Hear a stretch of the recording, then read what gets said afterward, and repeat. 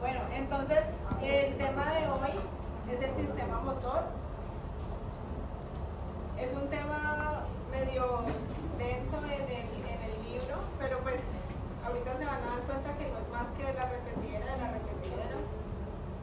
Medio tema es lo que ustedes ya conocen, entonces vamos a hacer un repaso muy breve. ¿Y en qué me voy a centrar? Hay unas vías nuevas, vías de funciones motoras, y hay unas patologías nuevas que hay que rescatar de este tema. Entonces, en la parte de los, vamos por partes. En corteza, ¿qué áreas de corteza son motoras? ¿Cómo se llaman? 4, 6, 24, 8. Pues áreas corteza 4, 6, 24 y 8. ¿Qué hace la 4? Motora primaria. La 6 es premotora, motora secundaria. ¿Y la 24 qué otro nombre tiene?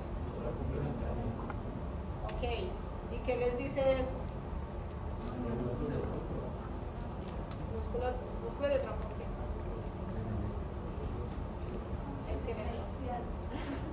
Bueno, sí, todas esas, muchas cosas son musculoesqueléticas, pero bueno, si hay un área suplementaria, quiere decir que esa área va a ir a complementar a las principales, ¿cierto? Entonces, vámonos de corteza a núcleos de la base.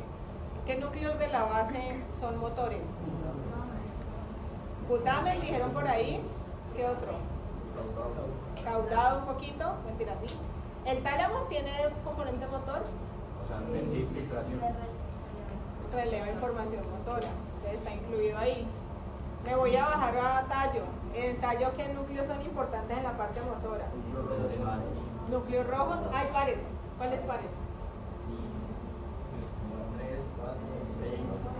3, 4, 6, 7, 9, 11, 12.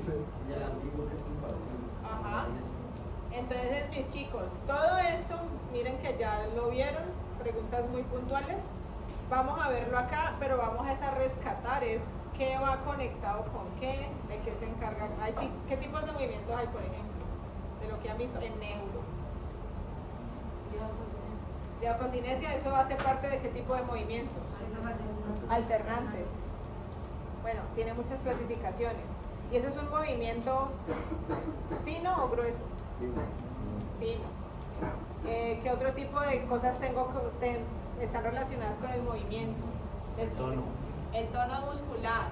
La postura tiene que ver con movimientos. Los reflejos. El equilibrio. El equilibrio tiene que ver. Entonces, ¿y quién se encarga del equilibrio, la coordinación, la postura? ¿Qué? El vértice. Y en la parte de lóculo nódulo. Lóculo nódulo, de cerebelo, núcleo vestibular. Entonces, miren, aquí estamos hablando revuelto, aquí y allá. Y lo que vamos a hacer es unificar todo para que ustedes vean que el sistema motor se compone de la integración de todas esas cosas. Entonces, ya estamos en el tercer corte, que es todo lo que hemos visto, vamos a integrarlo. Este tercer corte es integrar muchas vías y ver patologías, más que todo, muchas cosas. Entonces, por eso les hago estas preguntas. Necesito que tengan claro lo que ya han visto, cosas motoras, corteza motora, núcleos basales motores, núcleos del tallo motores. Y miren que todo eso lo pueden contestar. ¿Listo? Entonces, tengan claro que ustedes son muy inteligentes y son muy juiciosos, y han estudiado, deben tener la cabeza así, pero ya saben hacer. Entonces, las estructuras relacionadas con la función motora, lo que me decían, la corteza, área 4, 6 y la 24, ¿en dónde está? En la parte medial. ¿Qué hay en la parte medial? ¿Está? Aquí está el área 24, área motora suplementaria, que está por el cíngulo, acuérdense. Núcleos de la base como sustancia negra, putamen. El cerebelo, como habíamos hablado, núcleos del tronco encefálico, parte del tálamo, los núcleos rojos, los núcleos vestibulares, que los vemos acá. Y hay neuronas motoras bajas, que ¿qué quiere decir? Ustedes saben que cuando llegamos a médula hay otras neuronas que van hacia la parte periférica. Entonces, las vías motoras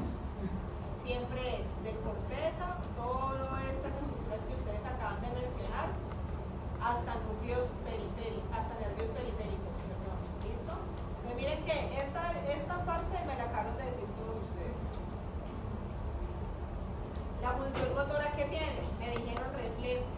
¿Quién se encarga de los reflejos? Las aferencias, porque necesito sensibilidad y neuronas motoras bajas. Entonces, neuronas motoras bajas son todas las que están de la médula hasta la periferia. ¿Listo? Tono y postura, cerebelo, núcleos rojos, núcleos vestibulares y formación reticular. ¿Quién se encarga del equilibrio? Cerebelo y núcleos vestibulares. Movimientos automáticos, los núcleos de la base, y los movimientos voluntarios, que son los más importantes y los más complejos. Siempre va a haber corteza cerebral. ¿Listo? Entonces, idea importantísima. El movimiento voluntario consciente, que es el que yo hago a propósito, siempre va a haber corteza ahí metida. En todo lo demás, que es reflejo, que es un movimiento complementario, ahí no hay corteza. Si ustedes se fijan en toda esta lista, en estas funciones, ¿cuál de estas funciones motoras tiene corteza? La única son los movimientos voluntarios. ¿Listo? Todo movimiento desde reflejo voluntario converge en neuronas motoras bajas que activan los músculos. ¿Qué quiere decir? Que todo esto que hemos visto hasta ahora va a unirse y va a terminar en un nervio periférico que va a activar un músculo. Entonces, movimientos así es el producto o la consecuencia o la parte final de un sistema que viene desde acá y pasa por todo eso. ¿Listo? Esa es la idea principal. ¿Qué componentes? El componente del sistema motor se divide en dos componentes: el piramidal y el extrapiramidal. ¿Por qué se llaman así? Porque vamos a tener vías que pasan por las pirámides. Las que siempre pasan por las pirámides son piramidales. Otras vías que no va a pasar nunca por pirámides son extrapiramidales. Así de sencillo, eso es lo más grande. ¿Listo? Entonces la vía piramidal es muy importante porque va a tener una característica única, y es que ahí la piramidal es la principal, la primera y la más compleja. Entonces va a salir, el origen de esta vía es la corteza motora primaria. ¿Listo?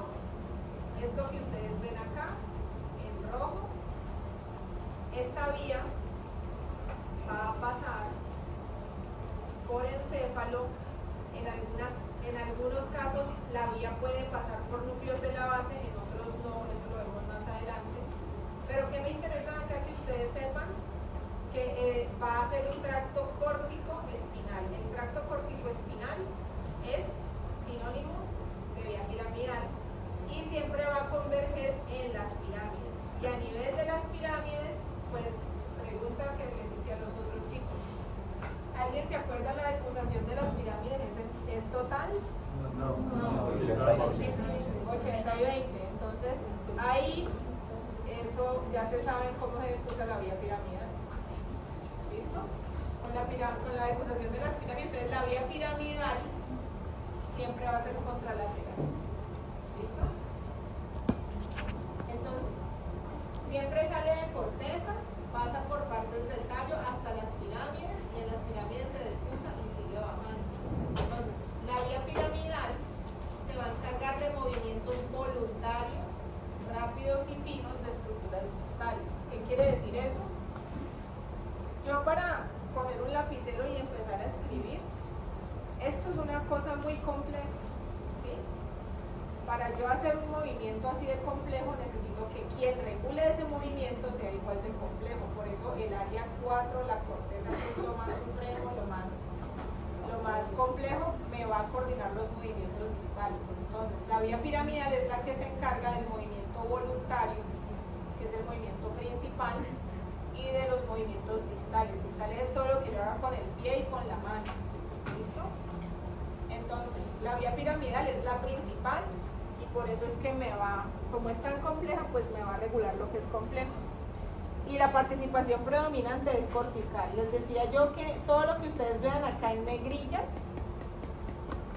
no es lo único que deben saber, pero sí es lo más importante y lo principal. ¿Listo?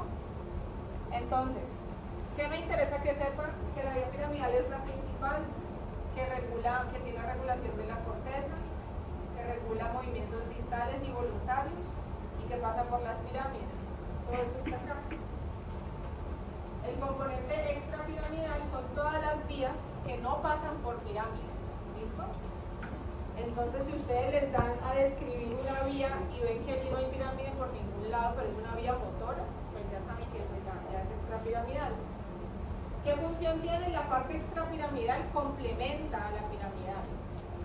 Entonces, no son movimientos voluntarios ni tan finos, pero sí son movimientos que necesitamos, como la postura, el dono, los movimientos automáticos asociados y aprendidos. ¿Qué es muy extrapiramidal? ¿Quién me da un ejemplo de algún movimiento que yo sepa que es extrapiramidal con esta definición? ¿Qué se les ocurre? Parpadear. Sí. ¿Cómo? Reflejos. Todo eso es extrapiramidal. ¿Qué centros están implicados? Sí o sí, núcleos rojos, tálamos y núcleos de la base. Y hay 4 vías extrapiramidales. Ahorita vamos a ver más adelante una por una. Rubro espinal, ese nombre que les dice, ¿dónde inicia? Y termina en la médula, en alguna parte, quién sabe en dónde. Retículo espinal, ¿dónde empieza? Formación reticular y por ahí quién sabe en dónde. Tecto espinal, ¿en dónde empieza? ¿Y qué estructura hay por ahí? Colículos superiores. Tecto espinal empieza en los colículos superiores y va hacia abajo. Y vestíbulo espinal, núcleos vestibulares. Los núcleos vestibulares están en el puente, en el mesencéfalo o en dónde. Bueno, entonces, pregunta, con estos nombres ya saben dónde empiezan y segundo, saben otra cosa, ¿hay pirámides ahí metidas? No, y ni siquiera hemos visto las vías, pues ya sabemos que no. Ay, ven, este está por aquí. Entonces acá más o menos está.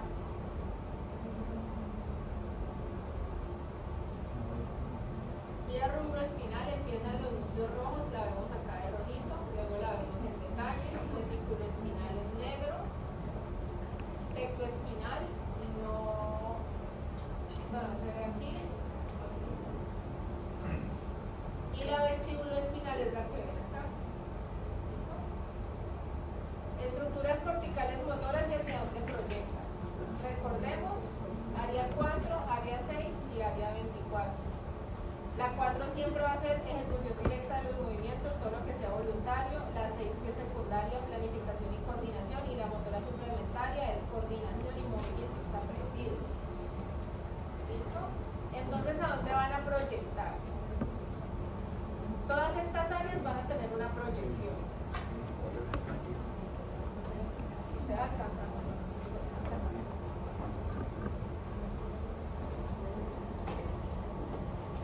Voy a prenderle un momentito. No sé si con luz ven más o ven menos.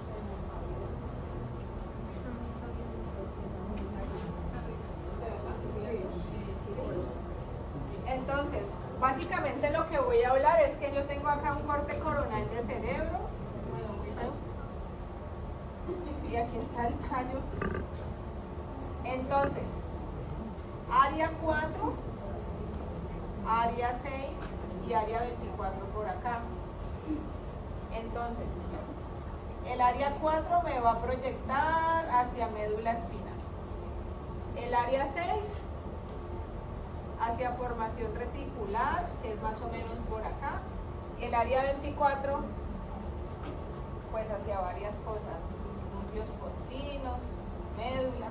Entonces vamos a ver es a partir de las áreas que ya conocemos hacia dónde proyectan. Eso es una cosa muy importante que ustedes deben saber. ¿Qué vía? O bueno, ¿qué estructura está conectada con qué? Área 4 siempre va a ir hacia la médula espinal. Área 6, formación reticular pontina y vulvar, que está por acá metidita. Por acá. Y el área motora suplementaria. Casi todos, núcleos del puente y núcleos motores del tallo cerebral. Entonces, aquí están las proyecciones otra vez. Este es un resumen de lo que les acabo de decir. La 4 donde proyecta, la suplementaria donde proyecta. La musculatura que controla el área 4 es distal, por lo que es compleja y necesito movimientos más finos acá. Y la suplementaria me va a controlar los músculos proximales. Entonces, el área motora suplementaria es de movimientos proximales. ¿Qué quiere decir esto? Las extremidades. Si yo hago esto, ¿este movimiento es proximal o distal? Así. ¿Distal? ¿Quién se está moviendo? ¿La parte distal de la extremidad o la parte proximal? Entonces, esto es área motora suplementaria, ¿sí? Esto es área motora primaria. Para que yo haga esto, estamos hablando de todas estas proyecciones. Si en ese camino hay algo dañado, yo no podría hacer eso. Si yo estoy así y alguien viene y me empuja, ¿yo qué hago para no caerme? Pues estiro. Esto es una área motora suplementaria. ¿Qué otra cosa uno hace con el área motora suplementaria? Pedalear. Pedalear una bicicleta, subir escaleras. Bueno, todo se integra. Pero quiero ser clara en que hacia dónde proyecta o qué hace cada área. ¿Listo? Y el área suplementaria es planificación y control postural. Por eso es que si yo estoy así y hago este movimiento y aterrizo, pues ahí yo estoy controlando la postura, estoy controlando la coordinación de mis movimientos, estoy planificando qué voy a hacer para no caerme. Y en las células de la corteza, en la capa 5 están las neuronas o células de Betz, que son las principales neuronas que van a estar en esas vías. ¿Listo? De esas neuronas no vamos a hablar mucho, simplemente que sepan que esas son las específicas de la vía del sistema. ¿Qué me interesa? Estas fotos de acá de pimienta, ¿alguien las vio? Cierren los ojos. Un momentito. Levanten, así como alguien vio niños, bueno, como en la película. Cierren los ojos y levanten la mano. ¿Quién vio estas fotos? Pero levanten la mano, ¿quién vio las fotos? ¿Nadie vio el libro? Bueno, entonces, abran los ojos y vean esas fotos. Ahora ciérrenlas y levanten la mano quien no la entendió. ¿Quién no entiende esas fotos amarillas?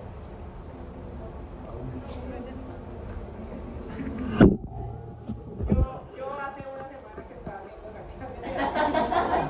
Sí entendí, pero después como de una hora, o sea, porque yo entiendo cómo funciona la vía, pero que la flecha aquí, ay no. Entonces, ¿esa foto están de acuerdo en que está un poco densa visualmente? Sí. Listo. Entonces aquí, necesito que me pongan cuidado, aquí está el resumen de esta berraca. Entonces, todo lo que ustedes ven en rojo son los núcleos que reciben de las tres. Área 4, 6 y área motora suplementaria. El núcleo, el putamen, el subtálamo, los núcleos rojos, los núcleos pontinos y la oliva inferior reciben de las tres. Y si ustedes miran delicadamente la foto, estriado, ¿dónde está estriado acá? Núcleos de la base, recibe de la 6, recibe de la suplementaria e indirectamente recibe de la 4. ¿Me hago entender? Miren que este es el resumen de eso. Núcleos rojos, recibe de la 6, recibe de la 24 e indirectamente de la 4 porque la 4 se pasa a la 6 de la 24. Entonces, lo que ven en rojo es lo que recibe de las 3. La formación reticular va a recibir solo del área 6 y la médula espinal va a recibir solo del área 4 y el área suplementaria. Esto quiere decir que cada cosa recibe algo diferente, pero al final todo se integra. ¿Listo? ¿Dudas o preguntas? Esto es el resumen de estas dos fotos.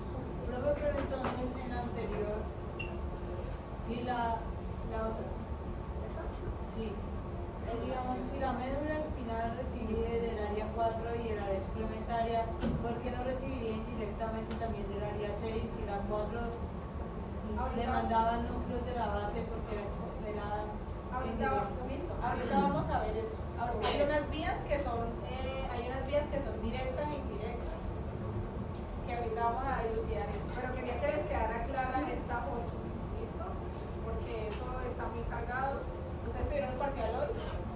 Sí.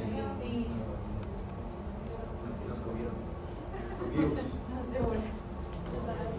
Pero yo espero que después de esta explicación sí me sepan explicar mejor. ¿Listo? Activación y función de cada área. Importante lo que hemos venido hablando. Área 4, ejecución de los movimientos. Movimiento firme y preciso, proyecta la médula espinal. Área motora 6, proyecta la formación reticular. Y área suplementaria, un poquito hacia médula espinal. Este es el resumen de lo que hemos venido hablando en las diapositivas anteriores. La actividad de las áreas depende del tipo de movimiento. Solo la integración entre planeación y ejecución permite un control motor. Es decir, todo esto al final se va a integrar. Estructuras subcorticales y su rol en el control motor. Entonces, todo esto es subcortical, o sea que está debajo de la corteza. Núcleos de la base, tálamo, hipotálamo, formación reticular, núcleos rojos vestibulares, cerebelo. Todo esto va a ser muy importante porque el movimiento no solamente es hacerlo, el movimiento hay que controlar, hay que regularlo, ¿sí?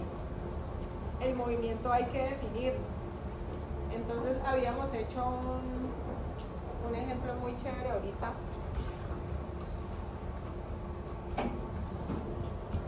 ¿Quién quiere pasar a hacerme unos dibujos acá? Eso. Ustedes saben que yo no los saco para acorchar, yo los saco para que me ayuden. Venga, No, yo no la voy a acorchar. No, pero no me pregunten nada. Venía el marcador, no me pregunte nada.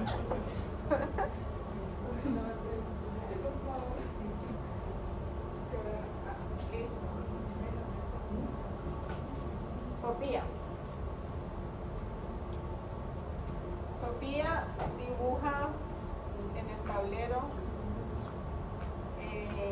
un corazón. ¿De cuál? Un corazón de cuaderno, no de anatomía. Ah, bueno. Un Hay que corazón, un corazón de dibujo. Ahí ven un poquito. No, nada. Le paso un. Difuso. Le paso un. ¿Puedo sacar Ay, un sí, marcador? es que Una vez sin la luz. Si somos de bebé, vamos como de bebé. Ah, bueno. ¿Por qué se verían así? No, no vemos. Ya, Sofía, gracias. Ah, bueno. ¿Ves? Que venga la que lo digo. Voy a seguir el trazo. Este es borrable, así. Bueno, ahí seguí el trazo de tu corazón. Sí. Ay, eso no es romántico.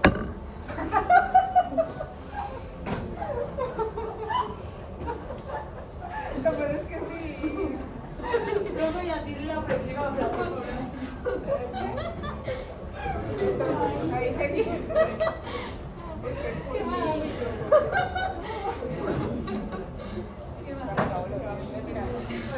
Entonces, Sofía, tú hiciste el corazón y ella lo hizo del tamaño que quiso. Sí. Dibujate un corazón más chiquito. A ver. No tan feo. Dibujate un corazón intermedio entre, o sea, que el tamaño sea intermedio entre este y este. Ah, ok. Listo. Dibújate el corazón del tamaño que quieras en la esquina de abajo del tablero. Quédese ahí quietita. Quédese en esa posición. Quédese ahí. Miren cómo está parada Sofía. Mírenle la postura. Ay, pero no la miren así, hombre. Mírenle la postura. Está agachada, está parada. ¿Qué hizo? Ahora dibuja otro allá arriba. Ay, profe, no me humilla así. Es que no los pongo a mirar mi cuerpo. ¿Qué hizo Sofía para dibujar acá? Se empinó. Entonces les hago preguntas. Depende de lo que yo le diga, dónde dibujar, ella va a tener una postura, un tono, un control de movimientos. Ahí ella dibujó el corazón que quiso y yo le dije, hazlo chiquito, hazlo grande. Eso es modular los movimientos. ¿Listo? Y cada persona los modula diferente, porque yo estoy segura que si saco a un muchacho a dibujar un corazón, queda distinto, queda de pronto más chueco. ¿Cierto? Ah, bueno, ¿qué hombre pasa aquí?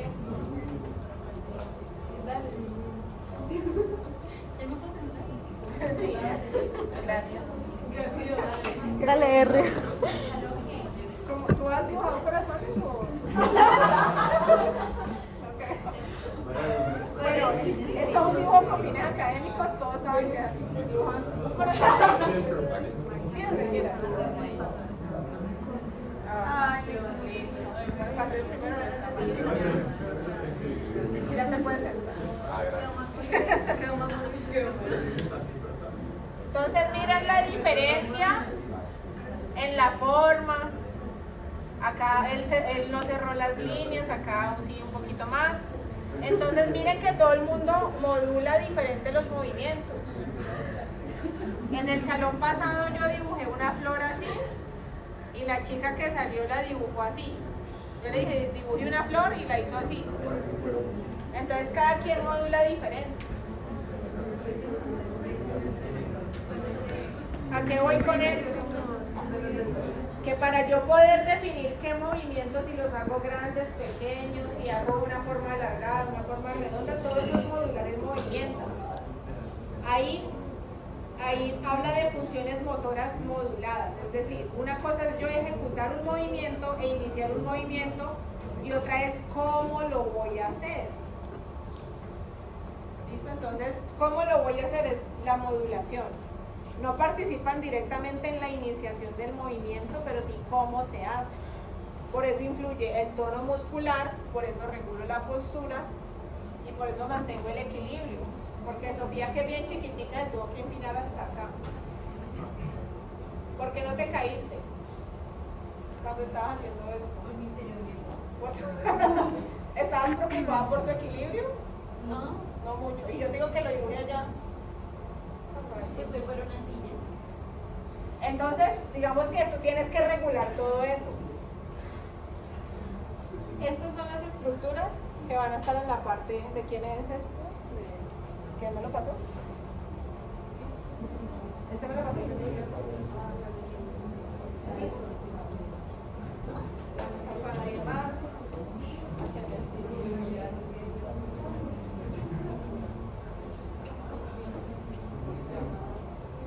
Ya no los voy a sacar más.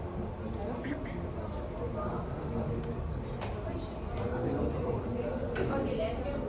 Entonces, de todas estas áreas de las que hemos hablado, todo va a salir de hay información y hay vías que salen de todas estas estructuras y van a llegar a una sola que son las neuronas. Las neuronas del sistema motor se llaman o se les llama motoneuronas o neuronas motoras. Entonces, de todas estas estructuras va a influir o a converger a llegar a una motoneurona que puede ser superior o puede ser inferior. Las motoneuronas superiores van desde la corteza hasta algún núcleo del tallo cerebral. Por eso se llaman motoneuronas superiores, de acá hasta por acá. Pero no hay motoneuronas que lleguen hasta motoneuronas inferiores y médula. También. Lo que pasa es que la mayoría de los núcleos a los que van a llegar son los de arriba. Hay una vía que vamos a ver ahora, de la cual se sabe que sigue más abajo, pero no se conoce hasta dónde. ¿Sí? Todavía no se, hay vías en las que no se sabe hasta dónde van. Sí, se supone, pero no se ha investigado o no hay comprobado. Entonces, a lo que voy con esto es que todo va a llegar a una motoneurona, que puede ser superior o inferior, que es de la médula, sale por nervio periférico a un músculo. Eso ya es motoneurona inferior, ¿vale? Las motoneuronas inferiores son las que salen de médula hacia la parte periférica y van a ir a inervar músculo esquelético o músculo pues visceral, depende de la función. ¿Listo? Entonces, ahí ya empezamos a hablar de vías. Las vías directas son vías que van a ser... hay dos tipos de vías, indirectas y directas. Las directas van a ser corticoespinales o corticonucleares y van a salir de las áreas de las que hemos hablado. Y las indirectas van a pasar a ser un relevo o una estación en núcleos de la base o núcleos del tallo, como lo ven acá. ¿Cómo es ese recorrido? Aquí está el resumen del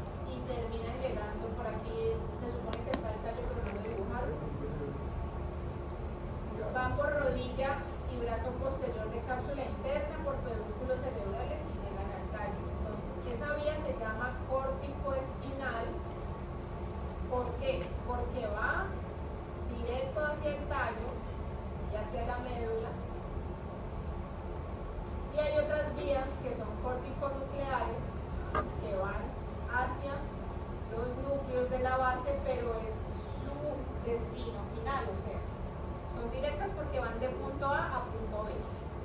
Ese punto A puede ser corteza a núcleos de la base o corteza no toca núcleos de la base y sigue hacia abajo. Ahí sería hacia los núcleos pero del tallo. Entonces una vez que pasó va a llegar a qué núcleos del tallo. Las fibras terminan lo que ustedes dijeron en núcleos motores del tercer y cuarto par. ¿De qué movimientos se encargan el tercer y cuarto par? Oculares. Y otros continúan hacia el puente en núcleos del quinto, sexto y séptimo. ¿Qué hace el quinto par? Músculos de la masticación, trigémino. ¿Qué hace el sexto par? ¿Movimiento de qué? ¿De abducción de qué? Del ojo. Y el séptimo par, músculos de la mímica facial. Entonces, básicamente es que salen de la corteza las vías directas e indirectas y terminan en estos núcleos motores. Ustedes ya se supone que vimos qué hace cada uno. Y miren que yo no les estoy preguntando nada detallado. ¿Qué hace el tercer par? Ya, movimiento ocular. ¿De qué parte? ¿Hacia dónde miro yo con tercer par? Para abajo, para arriba. Parpadeo con tercer par. Ese es el tipo de cosas motoras que hacen esas vías. Entonces, se llaman directas porque van de un punto A a un punto B sin escalas. Aquí puede pasar directo hacia abajo y no toca núcleos de la base, o puede pasar de A a B tocando núcleos de la base, pero se quedan allí.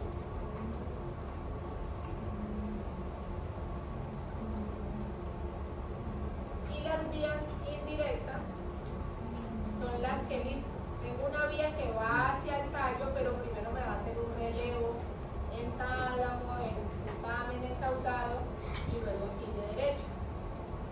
Entonces las vías indirectas, por eso dice a través de núcleos de la base, núcleo rojo de formación reticular, porque pasan por ahí, pero no es el destino final de ellos. Entonces vamos a hablar de las vías motoras descendentes extrapiramidales.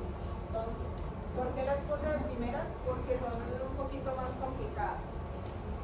La vía piramidal es una sola, ya la vimos. Las vías extrapiramidales son 4.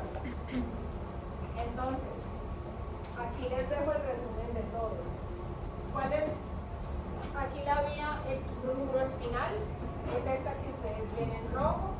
Miren, por favor, aquí. Entonces, el origen de la espinal, como habíamos dicho, es el núcleo rojo, se decusa en la decusación tegmental, por eso se llama así, y va bajando.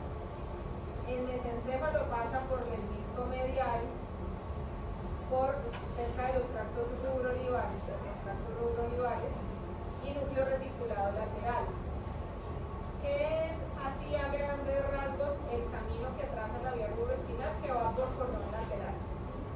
Listo, va por cordones laterales, siempre contralaterales al núcleo rojo en donde inició. ¿De qué se encarga? De función motora involuntaria, controlar el tono muscular, coordinación motor, coordinar los movimientos de las extremidades, especialmente de los miembros superiores. O sea que vamos a hacer todo lo que hacemos de manera no consciente, pero que igual hacemos para movernos. Porque ¿quién hace la ejecución del movimiento? La vía piramidal. Pero las vías extrapiramidales es todo lo que es complementario. Por eso habla de control de tono, coordinación, pero no es ejecución ni el inicio del movimiento. Es todo lo que es como esos detalles adicionales que necesito para moverme, los controla la vía extrapiramidal. Facilita la flexión de músculos e inhibe la extensión. Entonces, acá estoy mostrándoles la vía que está en rojo, con su camino, su origen, la descripción del trayecto y la función que hace. Lo que les decía, no se conoce con certeza si alcanza toda la... Sabemos que sí va hasta la médula, pero no se sabe hasta qué punto exactamente. La vía tectoespinal la vemos en azul, en esta misma foto que empiezan los folículos superiores. Va por los tractos tectoespinales, se decusa también y va contralateral.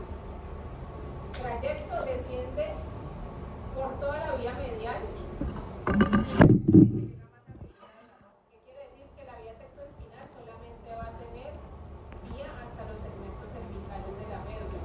Si solo llega a los segmentos cervicales es porque se va a encargar de coordinar movimiento reflejo, ojo, de la cabeza y el cuello ante estímulos visuales y auditivos. ¿Listo? Entonces, el movimiento reflejo, ¿qué es? Por ejemplo, cuando a mí me asusta. ¿Qué hace uno cuando se asusta? O uno salta.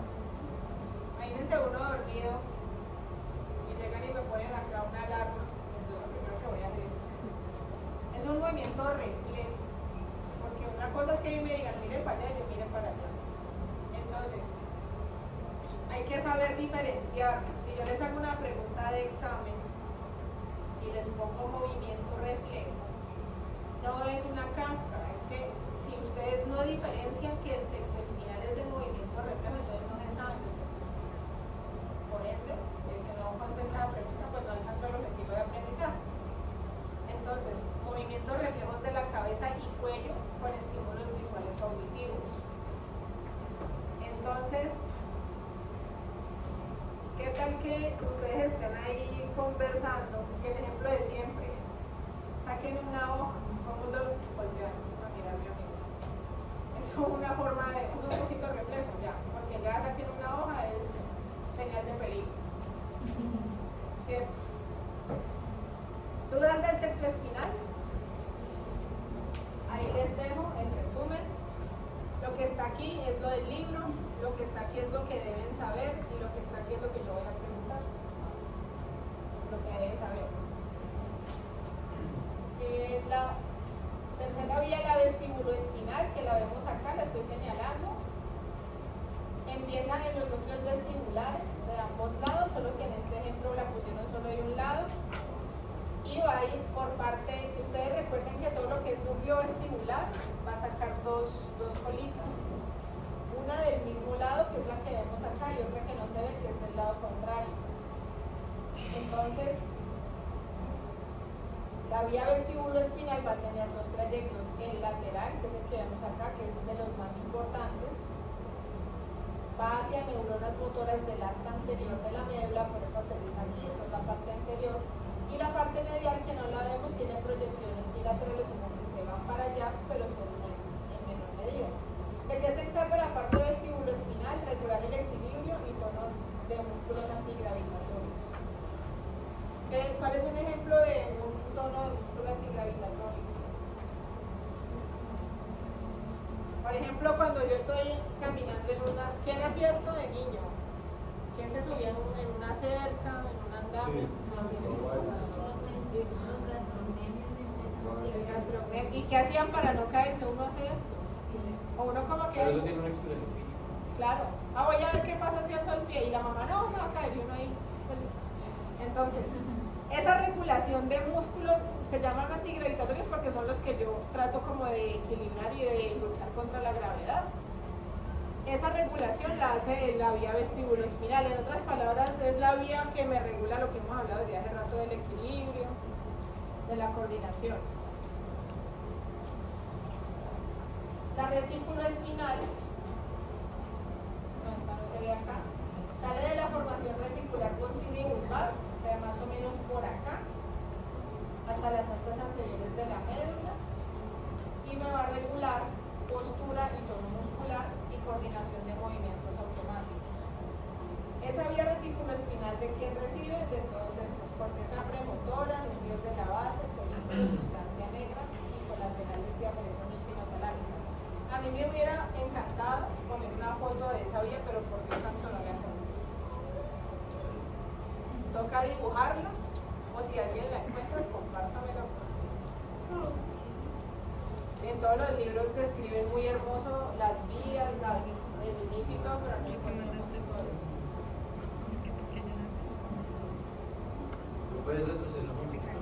¿Esta o la anterior? Sí.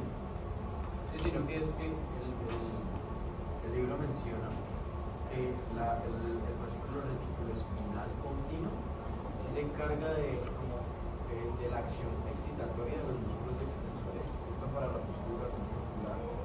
Pero el retículo espinal vulvar, en cambio, se encarga de la inhibición de músculos extensores de cuello y dorso. Ajá. Y por ahí, no sé, vi. Entonces, si por ejemplo a mí me llegaron a preguntar sobre que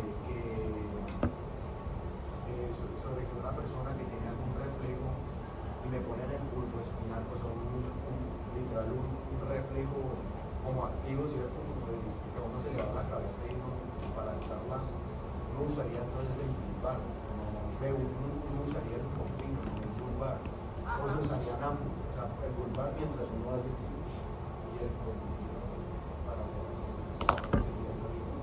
¿Cómo sería la vía para los reflejos? Sí, en ese caso de esos dos fascículos, cuando uno se le cae la cabeza, vulvar, continuo para volver a la. Todo es integrativo. Recuerden que todo es integrativo. Entonces, el uno no funciona sin el otro. Tú necesitas el continuo para levantar. Eso es verdad. Pero si tú tienes solo el continuo funcionando, el movimiento va a ser un poquito torpe. No sé si me hago entender ahí. Un poquito. ¿Cierto? Pero está bien, está muy bien la pregunta. Neuronas motoras craneales. Bueno, esto simplemente, ¿quién se acuerda de la unión neuromuscular? Sinapsis neuromuscular. ¿Quién se acuerda de eso? ¿Se acuerdan que siempre hay, bueno, eso lo ven más adelante? Hay una neurona que llega y hace sinapsis con los músculos. Entonces, todo lo que estamos hablando, la vía final es eso. Aquí las vías que hemos hablado, aquí hay neuronas que inervan los músculos y esa sinapsis maneja acetilcolina. Entonces, neuronas motor, esas son las motoneuronas alfa que son colinérgicas y inervan fibras musculares extrafusales y son las que se encargan de formar las unidades motoras. La unidad motora de que se compone de músculos con neuronas. Ya, eso es todo. Por ejemplo, unidades pequeñas como las de los ojos o grandes como las del tronco y las extremidades. Todas esas son motoneuronas alfa, o sea, van a manejar ¿qué neurotransmisor? Acetilcolina. Y esas son las que me van a ayudar a generar el movimiento y hacer la contracción muscular. Las motoneuronas gamma, lo más que van a hacer es que van a regular esa contracción muscular que ya se dio, o sea, no generan fuerza directa, sino que regulan el tono muscular desde el estiramiento. ¿Qué quiere decir esto? Que yo voy a usar unas neuronas y un neurotransmisor para iniciar mi movimiento y voy a usar otras neuronas y otro neurotransmisor para regularlo. Las motoneuronas alfa son las principales para iniciar los movimientos. Y ya lo que habíamos hablado, la motoneurona inferior es de médula, sale a parte periférica, alguna parte del músculo. Entonces, las neuronas motoras bajas reciben proyecciones del sistema motor piramidal. ¿Qué hacía el sistema piramidal? ¿Alguien se acuerda? Motor voluntario. Entonces, información de los que recibe la orden, yo la recibo de la parte de arriba para ver qué hago con la pierna. Y ahí inervan los músculos esqueléticos. Cuando se pierde el control central o se daña, hay parálisis. ¿Qué quiere decir? Que un daño en la vía piramidal, porque es control central, me produce una parálisis por debajo de la lesión. Entonces, yo puedo tener la motoneurona inferior funcionando, pero si se me dañó la motoneurona superior, va a haber una parálisis. ¿Listo? ¿A qué voy con eso? Ya sabemos qué es la motoneurona superior y la motoneurona inferior. ¿Me hago entender qué es o todavía alguien tiene dudas? Sofía, ¿qué duda? La motoneurona superior es donde Llega hasta médula. Y la inferior es ya todo periférico, que va de médula hacia las extremidades, hacia el dorso, eso se llama motoneurona inferior. Es lo que yo les había dibujado acá al otro grupo. Profe, ¿Ah? ¿qué dijiste que se había afectado ahí? Ya voy con esto. Entonces, yo dibujé acá, ven estas líneas, esto sería una línea de la motoneurona superior y de la motoneurona inferior. Entonces, una conecta con la otra y aquí hay una interneurona.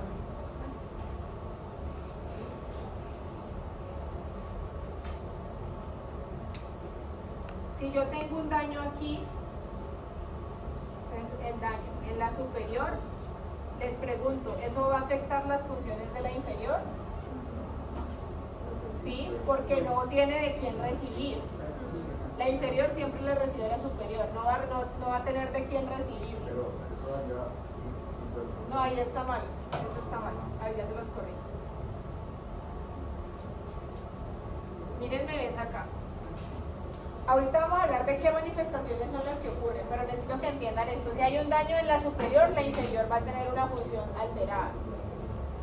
Si hay un daño aquí en la inferior, solo en la inferior, exacto, ahí. Entonces, aquí tengo el daño, pero la central está funcionando divinamente. ¿Sí? Entonces, si se me daña la motoneurona superior, las dos se friegan. Aunque la inferior no tenga ningún daño, pero la que le manda la información se dañó. En cambio, si tengo solo un daño de la inferior, tengo la central intacta. ¿Esto es claro?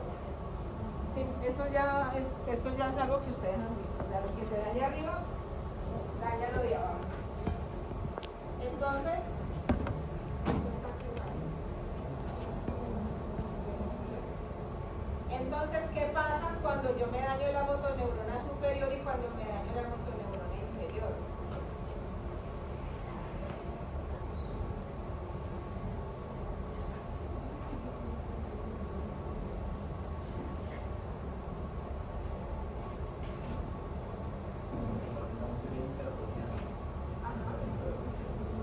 Sí, exactamente.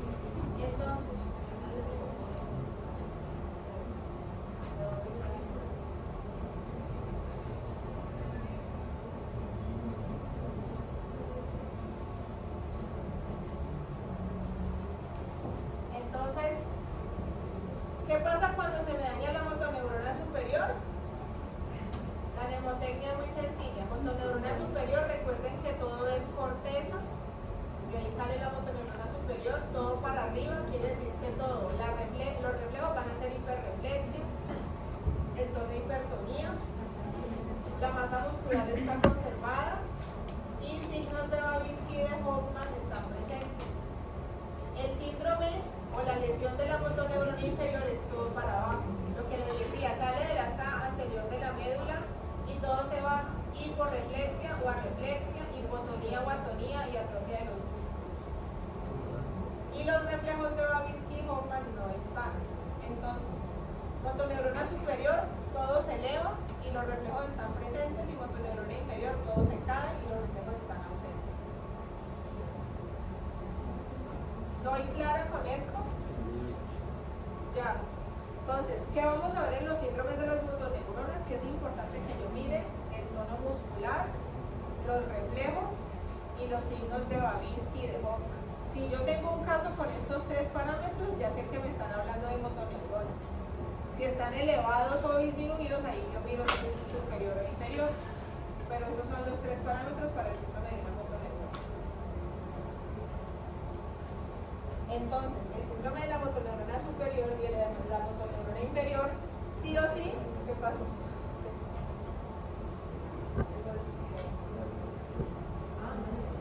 Mándame la WhatsApp y lo meto ya. Gracias. Gracias.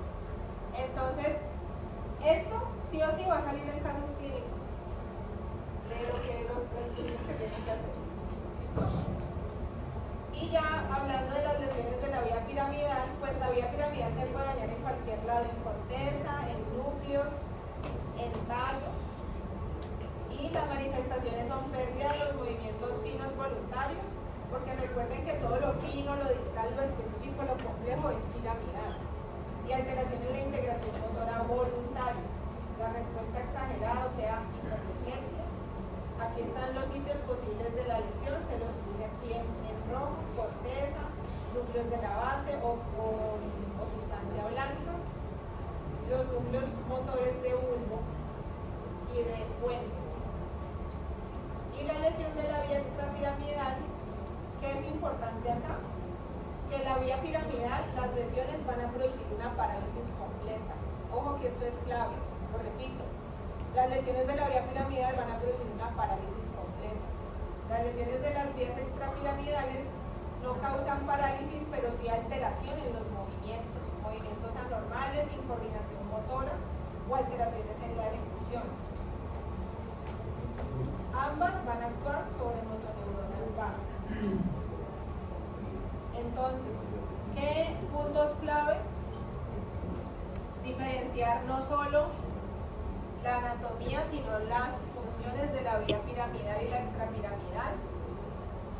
Dentro de las extrapiramidales están las que vimos: tectoespinal, neuroespinal, reticuloespinal y vestibuloespinal. Y diferenciar la motoneurona superior de la inferior en anatomía y en función. ¿Listo? ¿Dudas, preguntas? Ya la mando. ¿Tienen dudas o preguntas? Entonces, yo que les recomiendo que lean el libro, sí, pero siempre les digo, Pimienta es demasiado denso para leer algo por primera vez. Yo prefiero leer algo bien o videos, y ahí sí me voy a leer Pimienta, porque si no. Pero una vez que hayan revisado esto, pueden irse a leer el libro, o leen el libro y revisan esto, pero esto es el resumen más amigable que les pude hacer para que ustedes entiendan esto.